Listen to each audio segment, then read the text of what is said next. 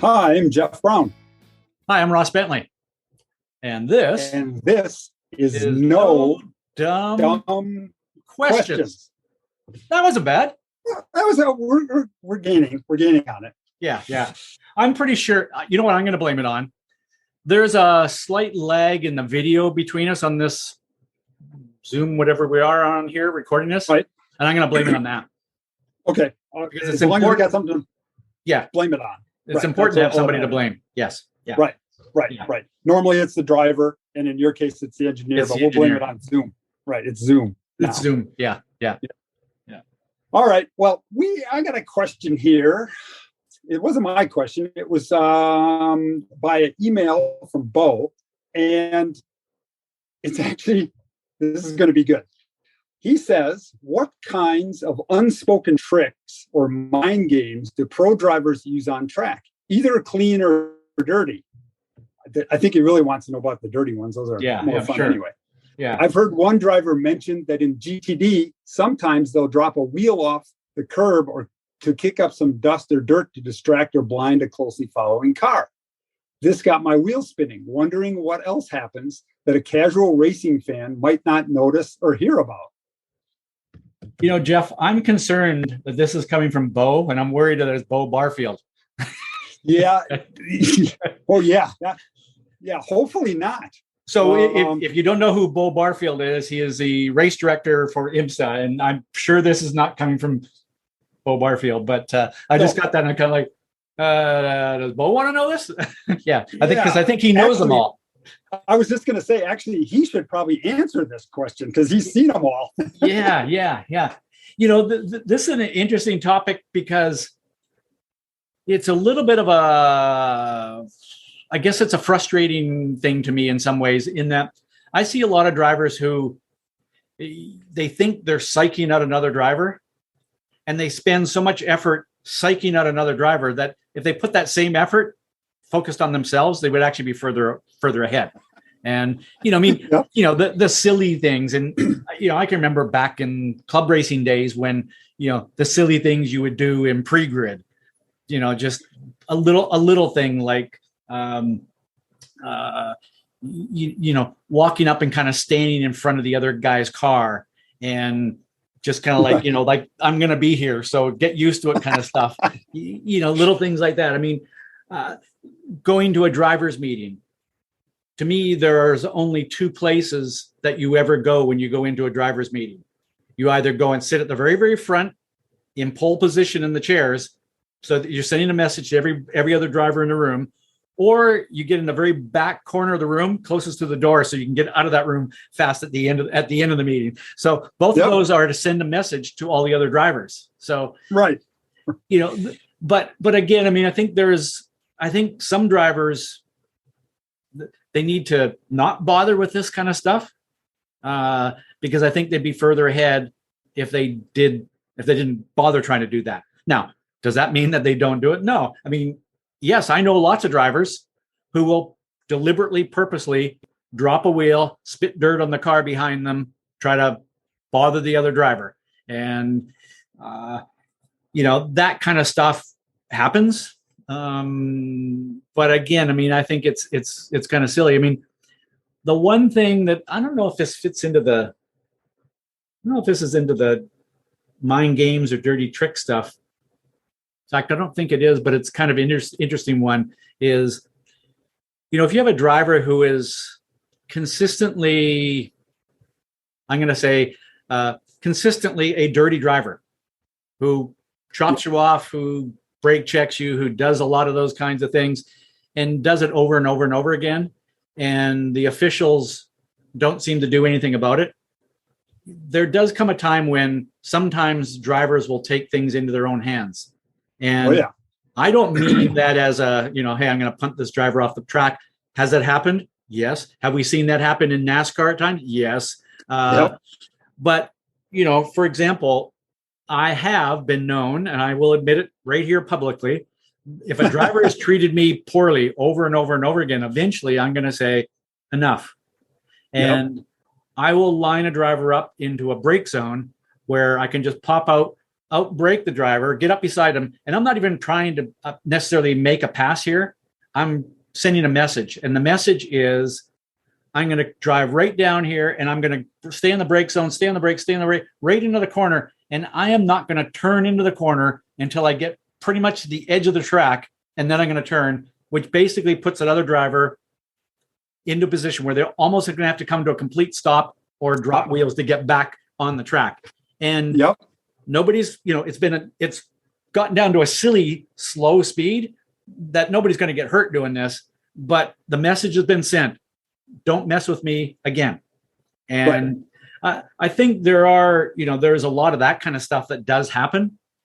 There are certain drivers who are known for, the driver will come up and they'll pass on a straight, get a draft, and they'll come by, and they don't wait until they're in front of you to come back in line. They'll come across and chop you so that you get a lift out of the throttle. And there are drivers who do that consistently because they're trying to send the message. And again, I think they've probably been hurt as many times as they've been helped by doing that kind of stuff.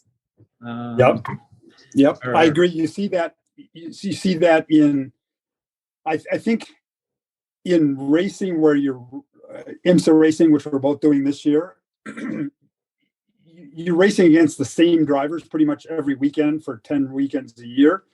And so you start to understand the habits of some of those drivers, and you know what to expect. And it's not just the ones in your class, especially like, your guys doing LMP2, we're doing LMP3.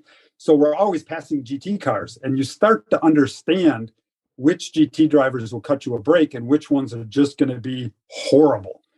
And I've always thought that the best GT drivers are the ones that get past very well because it hurts them the least.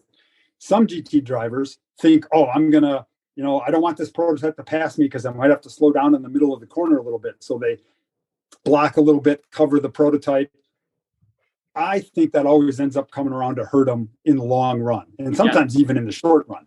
And so, but the drivers, some NASCAR drivers said it, drivers have the memory of an elephant. They don't forget that. If somebody wrongs them, it might not be for 3 more races, but they're going to get it back somehow. They're going to get it back.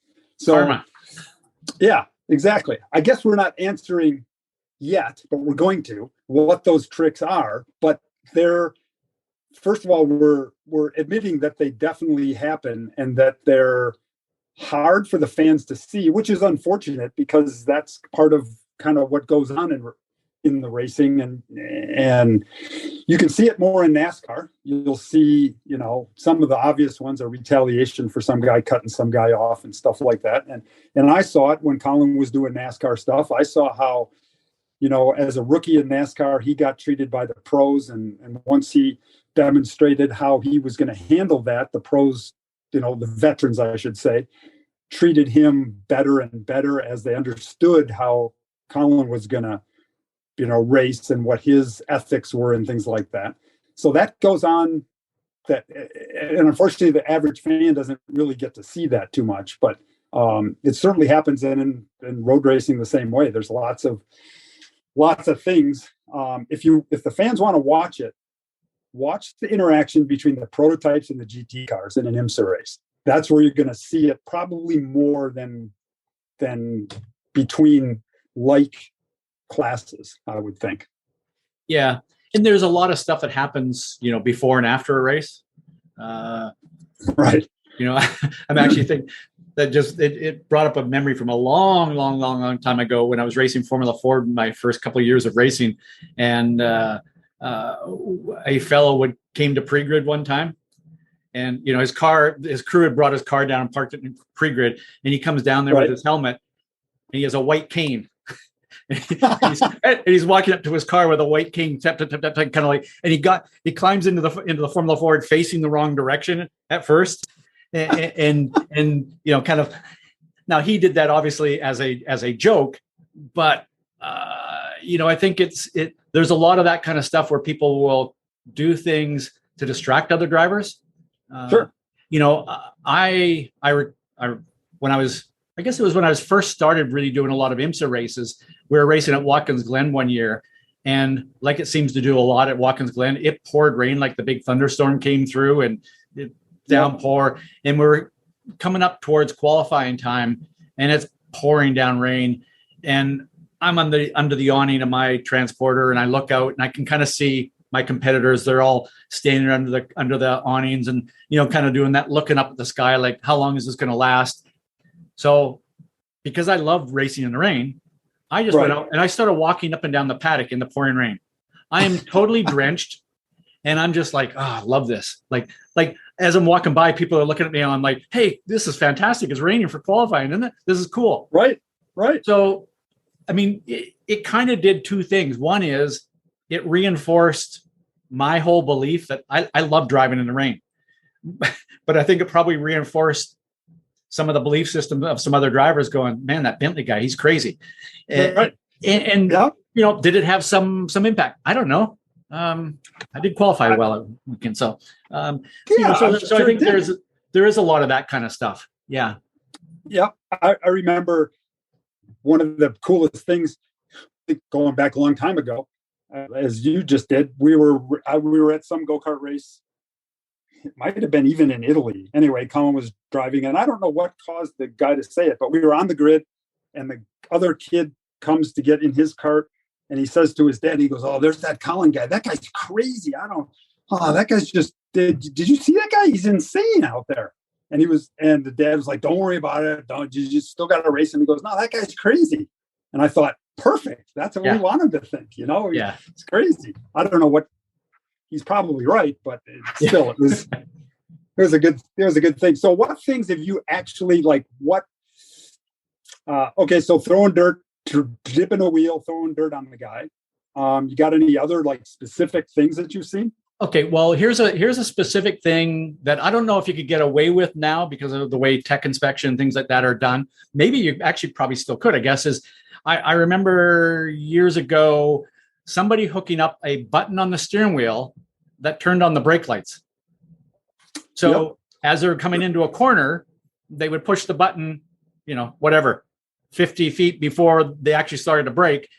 Cars behind them thought they were braking. They would start to brake and that impacted them. So there's somebody that used a little ingenuity to try to throw them off. Again, how much of that distracted the driver pushing that button? How much would he have been better off just driving the car? Who knows? Who knows?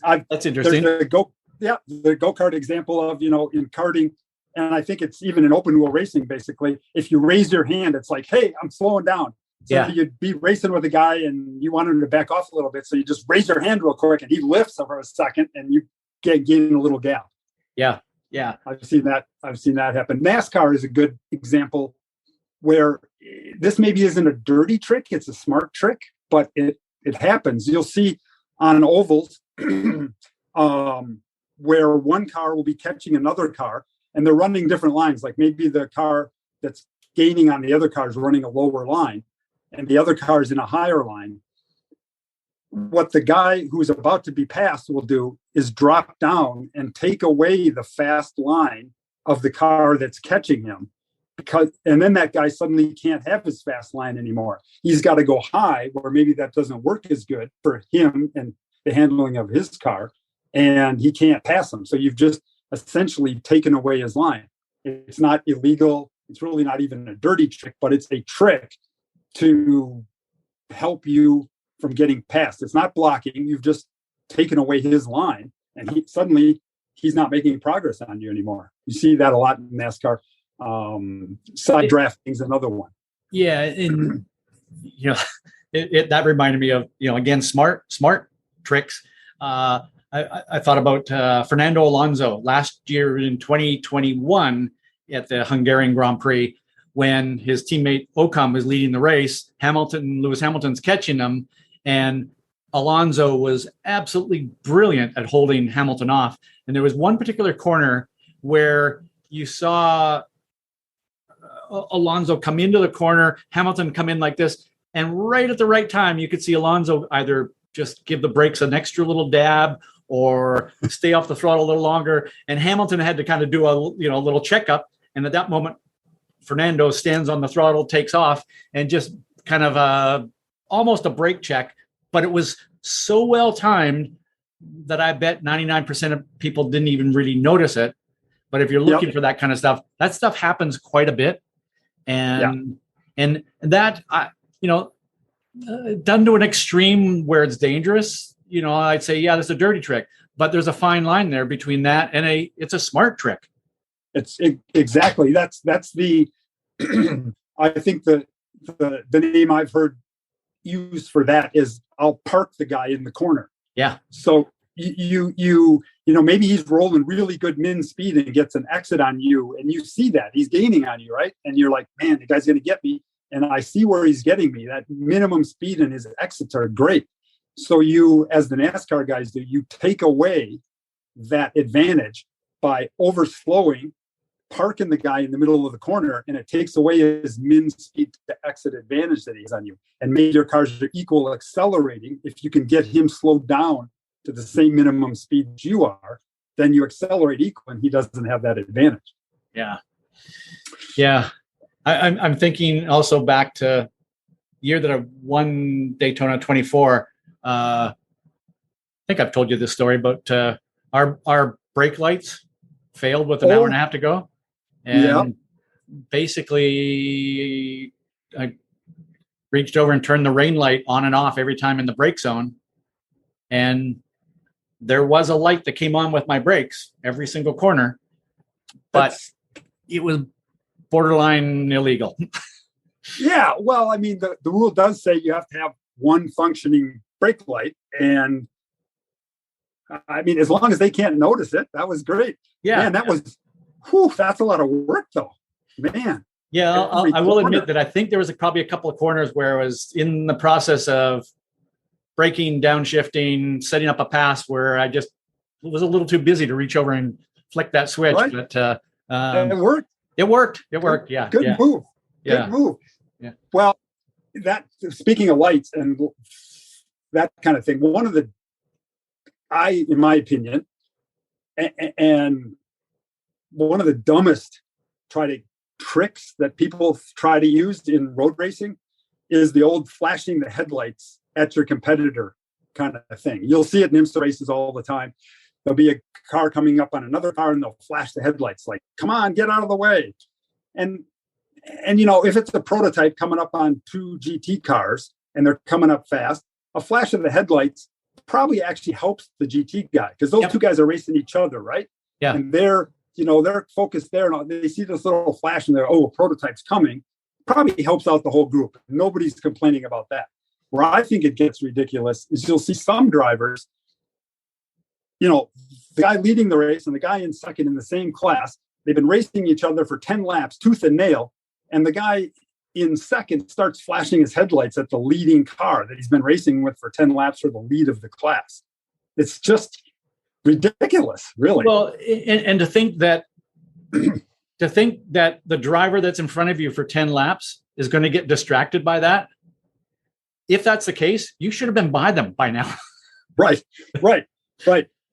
If anybody out there follows Jordan Taylor on Instagram, go on Jordan Taylor's Instagram account, look for his little video. It's probably a year ago now about flashing headlights, perception versus reality, and what drivers really think who are being flashed, what they really think about it. It's hilarious, but that'll explain what the whole flashing headlights thing is. I know particularly a defense against that one driver I know used. He was being flashed at Daytona. Flash. They were racing for the lead, and the guy in the lead finally got completely fed up with it and just turned his rain light on. And the rain lights in the prototypes nowadays are these flashing, high intensity, very bright, flashing red lights. It's not just like that little one bulb light like you used to have on your Formula Ford. These things are in the center of the car and down the wing end plates, and they flash really bright. Drivers always complain about them in the rain when you're following somebody because you can't see. Well, this guy just was getting flashed. He flicked his bright rain light on, and that driver now had to deal with these flashing red lights in his eyes for a couple laps until he turned it off. Suddenly, the headlight flashing stopped. It was done. And I'm not going to ask you how you know about this driver that turned the rain light on. Right. We'll just leave that one go. I may or may not have been directly involved. Yeah.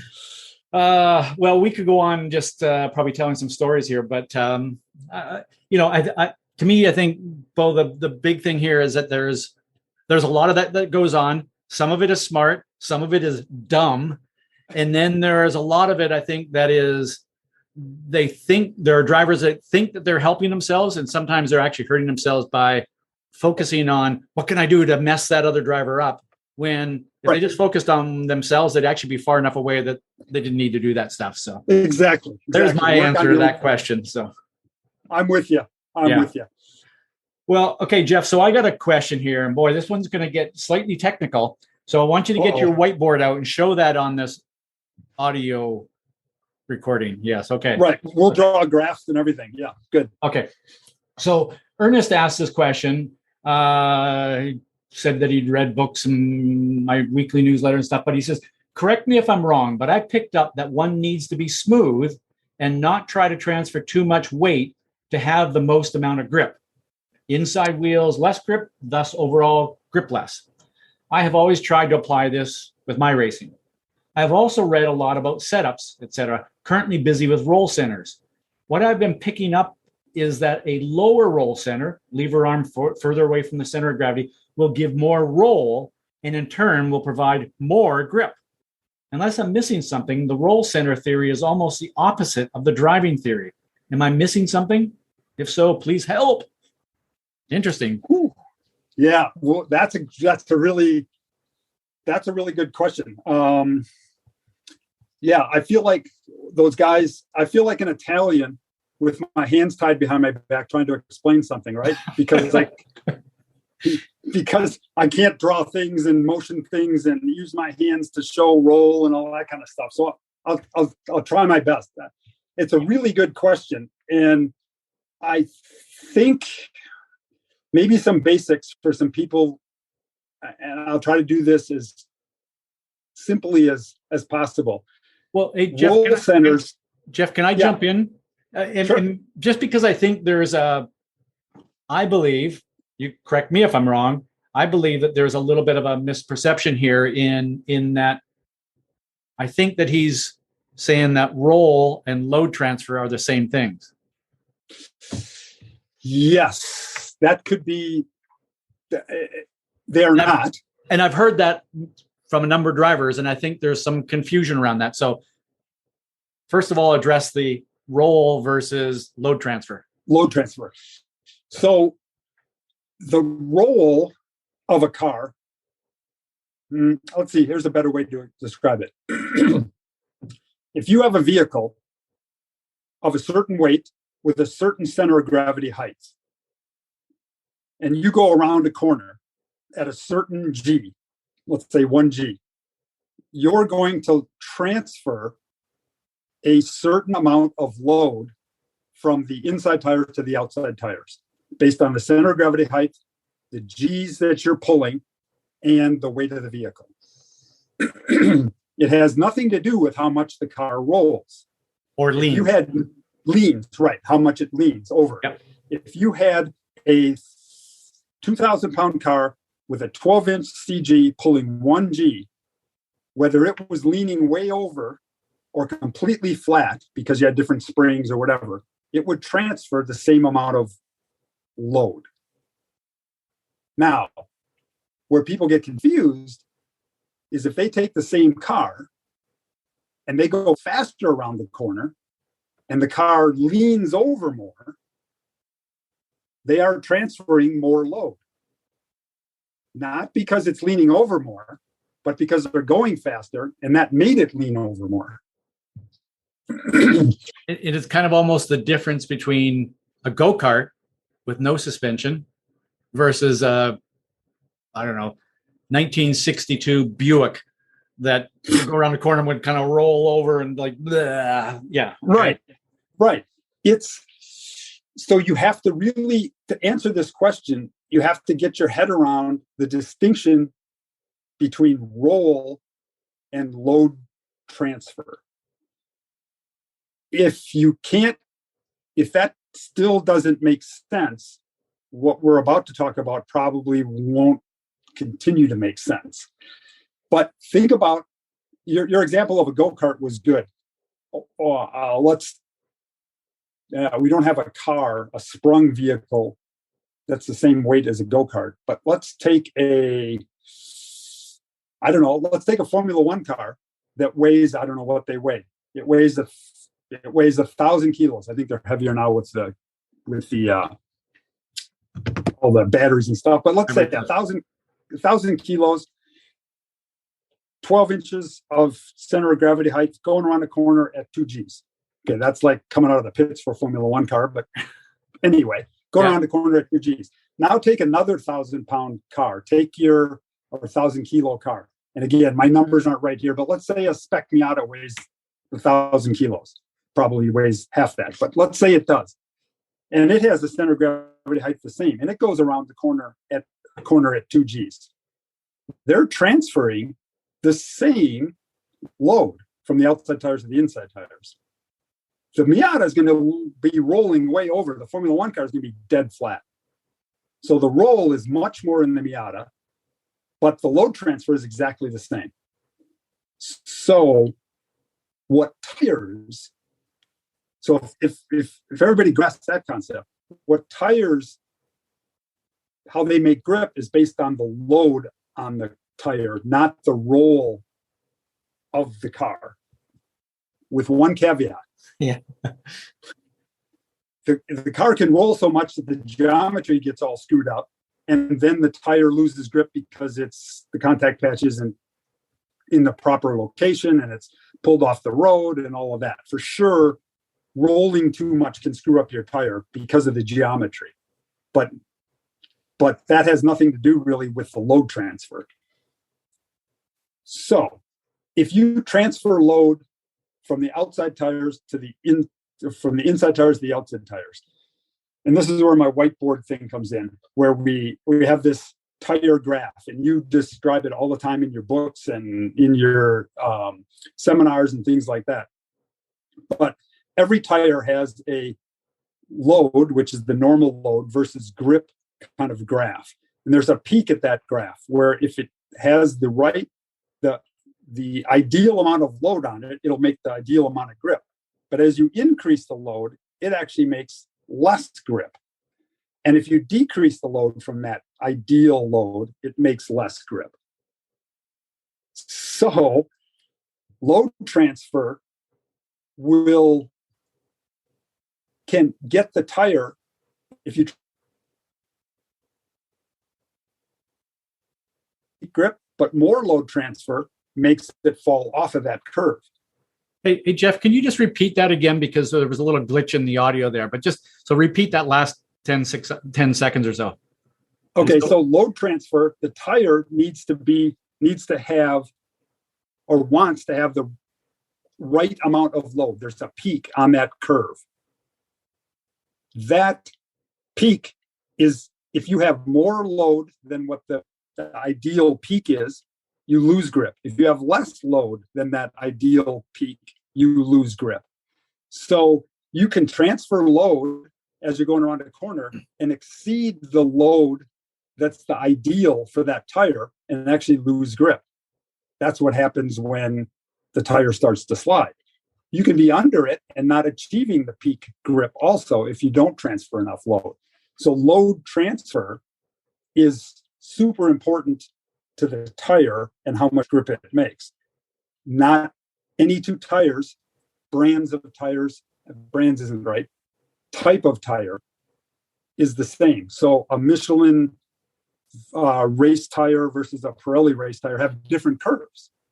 And so I can't say, you always need to transfer 250 pounds of load to your tire to get it in the sweet spot. No, that's really what all your suspension adjustments, your geometry adjustments, your shocks, springs, bars are trying to do. Is ideally, if you can get all your 4 tires to be operating with the load transfer at that peak of that tire curve, that's as fast as that car can go around the corner. That's the driver's job to get it to drive at that peak, and it's the engineer's job to get the load transfer to be at that peak. So one of the things, as Ernest asked here, one of the things is roll centers affect that. They affect the amount of load transfer. And more, the amount, I shouldn't say, they affect the distribution of the load transfer. So we talked about load transfer as the vehicle being like a block, like a steel, like a wooden block. But it transfers load. We have two axles. So it transfers the total amount of load that's transferred is distributed front to rear. And that's what we always talk about balance. If your front tires are getting too much load transfer and the tire is falling off of that peak, like it's on the low side of the grip peak, then that tire starts to slide. If your rear tires are right at the peak, they're making good grip. So you have understeer because you've overloaded your front tire. You can't take it anymore. Opposite works, you can get oversteer by overloading your rear tire. Now, so we're deep in the weeds here, but that's why you're changing your shocks and your springs and your bars and your roll centers to get the load, it's what we call LLTD, lateral load transfer distribution. We're going to transfer that amount of load. If we're going 2 Gs around the corner, we're going to transfer that amount of load no matter what. It's going to happen. But how are we going to distribute that? Are we going to transfer more load on the front than the rear? And if we change springs, we can affect how that distribution of that load transfer is accomplished. So that's how we change the balance, by changing the load distribution, the lateral load transfer distribution, which is just a fancy way of putting our dot on that tire curve in a different spot based on the spring rates and roll centers and things like that. Does that make sense? Yeah, and that's why, I can remember at one point in time kind of going, okay, I want more front grip. So I soften the front anti-roll bar, which means the front of the car is softer, which means in a way the front of the car is going to roll more. And you think, well, more roll, isn't that taking away grip? But no, it's actually stopping it from pushing that outside tire harder into the ground and overworking it, correct? Right. And at the same time, remember, it's not just the outside tire. The inside tire is trying to make a little grip too. Yeah. So the outside tire, the load is going up on that curve, that bell kind of shaped curve. The outside tire, the load's going up, and the inside tire, that load's going down. So it's the combination of the total grip of both of those tires. And this is a great time to say why people often come to me and say, well, so if I want to make more grip, I always go softer, right? And I'm like, yeah, that's that old 51% of the time, probably 51% of the time, but sometimes not. If they could tell me I'm exactly on these 2 points on my 2 front tire curves, then I could tell them exactly whether they should go stiffer or softer. Yeah. But we don't know that. Right. And so it's your thing about going softer makes the car roll more, but it distributes the load transfer differently in your vehicle. There's more load transfer on the rear and less on the front. So if you were exceeding the peak of your tire on the outside, that softer bar would have helped because it would have brought it back to the peak. And then, as you've already mentioned, more roll sometimes it helps a camber curve, right? Sometimes it hurts it. Then we get things like aero. Some cars, that platform being flat to the track is more important than just about anything else, right? And for sure. And then sometimes, that softer anti-roll bar gave the front more grip, but it made the car feel kind of lazy on turn-in. And if this was easy, and there would just be like one thing, you engineer types, you just make everything so complicated, Jeff. Right. It's because we really don't know the answer, so we have to make up all of these what ifs. Okay. And that's what it is. But no, and Ernest asked specifically about roll centers, and without that could be a whole nother topic. But quickly, because he asked about them, The roll center changes the lateral load transfer distribution, just like a spring, a sway bar would change it also. You're changing, for people that don't know, the easiest way to think of a roll center is there's a center of gravity in the car. There's the front, if you could picture the front center of gravity, height above the ground, and the rear center of gravity, height above the ground. There's a point about where that center of gravity rotates, and that is the roll center. And it's a bunch of geometry and come up with where that roll center is. It's the center about which the car rolls. So if you picture that point and then you go up to the center of gravity, there's a distance. The roll center is 2 inches off the ground. The center of gravity is 12 inches off the ground. You have a 10-inch distance between the roll center and the center of gravity. That's kind of like a lever, right? A lever, just like a torque wrench, right? Because the centrifugal force is pushing on the roll center of gravity, and it's pivoting off the roll center. So if you make that lever longer by dropping your roll center, now you have the same force pushing on your center of gravity, but you have a longer torque wrench arm, lever arm, so it's going to roll more, right? Because it's easier to roll the car. It's going to compress your springs more, compress your roll bars more, and change the lateral load transfer distribution. So it's just another way of changing that distribution by changing your roll center.